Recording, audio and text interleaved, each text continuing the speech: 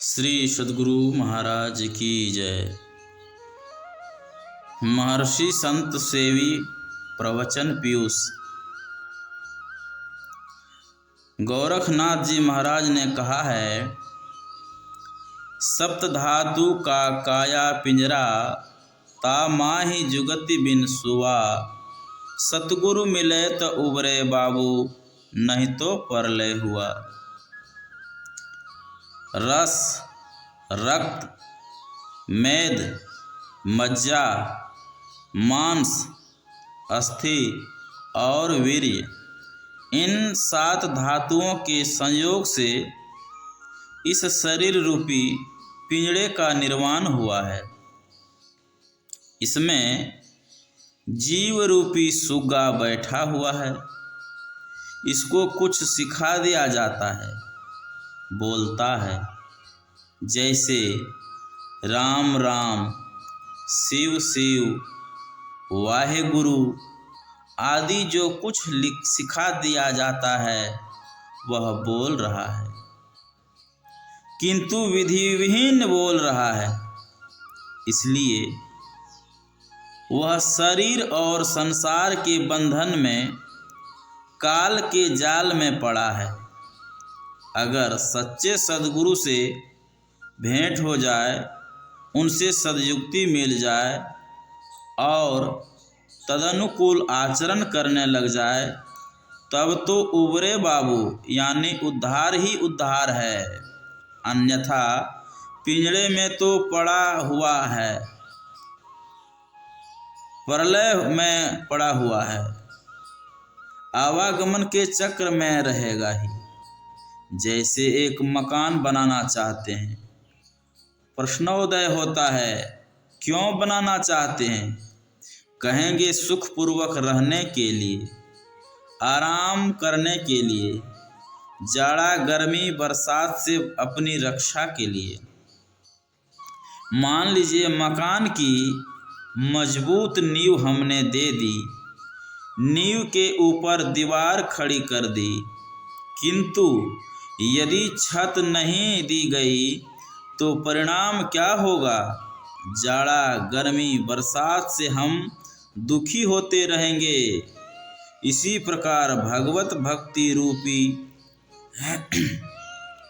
भव्य भवन निर्माण के लिए ईश्वर पर विश्वास करना नींव है, सत्संग करना दीवार खड़ी करनी है और संत सद्गुरु से सद्युक्ति प्राप्त कर भगवत भजन करना छत देना है।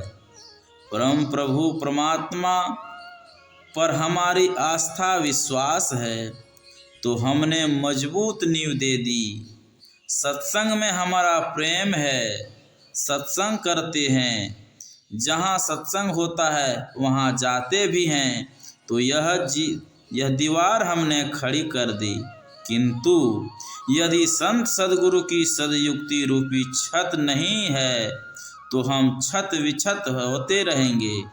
दैहिक दैविक भौतिक इन त्रितापों से संतप्त होते रहेंगे। जीवन दुखमय रहेगा, शाश्वत सुख का मुख नहीं देख सकेंगे, परम कल्याण नहीं हो सकेगा और न अविचल शांति की प्राप्ति ही हो सकती है। अतएव संत सद्गुरु की अपरिहार्य आवश्यकता है। इसका अर्थ यह नहीं कि जैसे तैसे को गुरु धारण कर लिया जाए। गुरु धारण के संबंध में बड़ी सावधानी की आवश्यकता है। इसलिए हमारे यहाँ कहावत प्रसिद्ध है, गुरु कीजिए जान और पानी पीजिए छान। कच्चे पीतल का सिक्का भी काफ़ी चमकीला होता है। उसको यदि आपने सोना मानकर घर में जुगा कर रखा है तो मौका आने पर आप धोखा खा जाएंगे, क्योंकि उनकी कीमत सच्चे सोने की सी नहीं मिलेगी।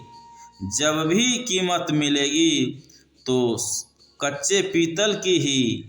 इसलिए पहले पहचान कर लीजिए, जान लीजिए कि किसको हमने सच्चा सद्गुरु मान रखा है, वह कहीं कच्चा तो नहीं है। इसके लिए संत की चेतावनी सुनिए।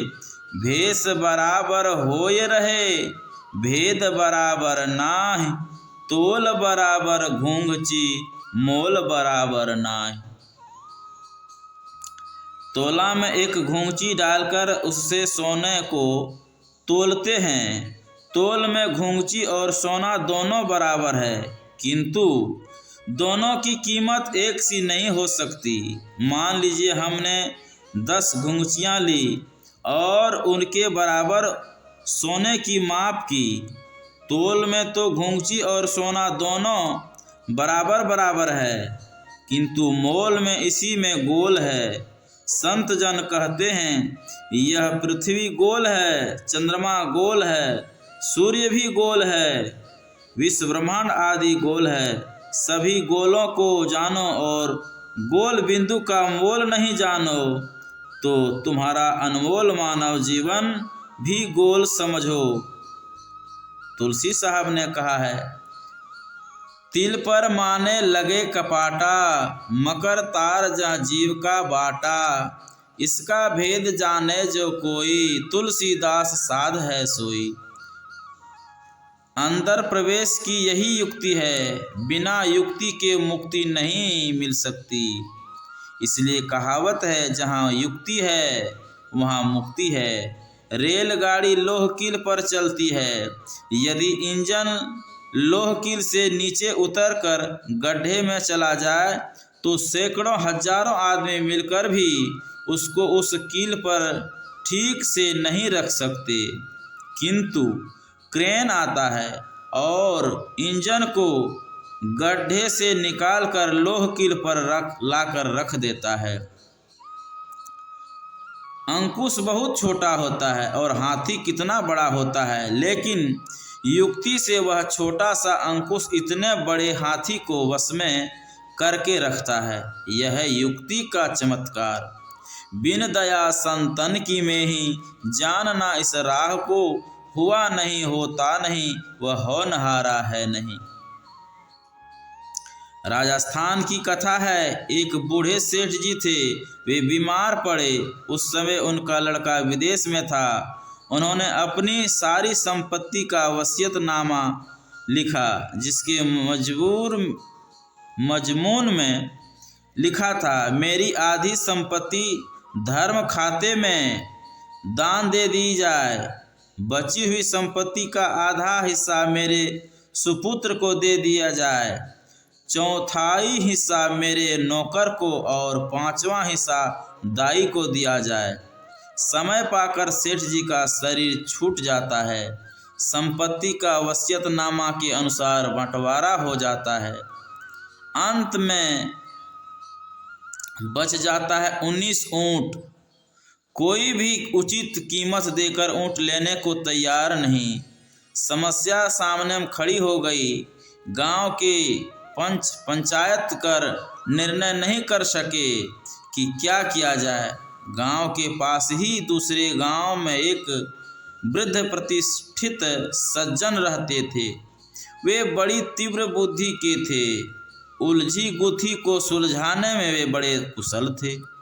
उनको बुलाया गया। वे ऊँट की सवारी पर आए। राजस्थान में ऊँट की सवारी बहुत प्रचलित है। समस्या उनके सामने रखी गई। उन्होंने स्थिति को अध्ययन किया और कहा, आप मेरा यह ऊँट भी उन्हीं ऊँटों के साथ मिला दीजिए। अब कितने हुए? उत्तर मिला 20 ऊँट। युक्त सज्जन ने कहा, आधा अर्थात 10 ऊँट सेठ जी के सुपुत्र को दे दीजिए। चौथा हिस्सा यानी 5 ऊँट नौकर को दे दीजिए और 5वां हिस्सा यानी 4 ऊँट घर की दाई को दे दीजिए। अब सब मिलाकर कितने ऊँट हुए? सभी लोगों ने एक स्वर में उत्तर दिया, 10, 5, 4 बराबर 19। 19 ऊँट हुए, लेकिन एक ऊँट तो बच गया। उक्त सज्जन ने कहा, यह ऊँट तो मेरा है, जिस पर मैं चढ़कर आया था और अब चढ़कर चला जाऊंगा। इसी प्रकार संतों की सदयुक्ति है। इसलिए कहा गया है, पंडितों की वेद और संतों का भेद। भगवत प्राप्ति का भेद संतों के पास है। इसी के लिए संत सद्गुरु की आवश्यकता है। श्री सद्गुरु महाराज की जय।